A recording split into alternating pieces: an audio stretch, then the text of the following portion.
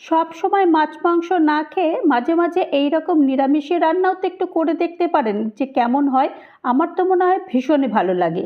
তো প্রথমে একটু তেল গরম করে নিয়ে কিছু বড়ি নিয়েছি, বড়িটা একটু ভেজে নিয়েছি।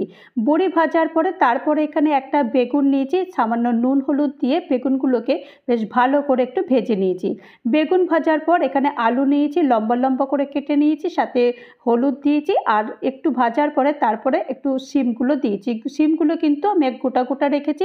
শিমগুলো বেশ ভালো করে ভেজে নিয়েছি।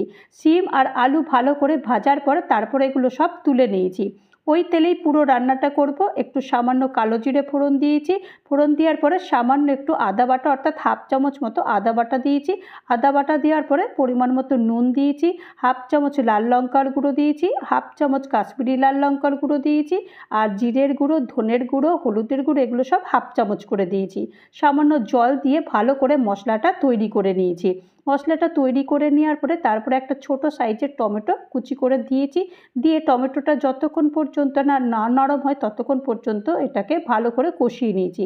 কষিয়ে নেওয়ার পরে তারপরে এই আলু আর শিম ভাজাটা দিয়ে দিয়েছি। পরিমাণ মতো জল দিয়েছি, দিয়ে ঢাকনা বন্ধ করে দিয়েছি। তারপরে 5 মিনিট পর ঢাকনাটা খুলে দিয়েছি। খুলে দেওয়ার পরে বেগুন আর বড়ি দিয়ে দিয়েছি। দিয়ে তারপরে ভালো করে একটুখানি নাড়িয়ে নিয়েছি। নাড়িয়ে নেওয়ার পর তারপর ওপর থেকে ধনেপাতার কুচি ছড়িয়ে দিয়ে ব্যাস গরম গরম ভাতের সাথে পরিবেশন করুন।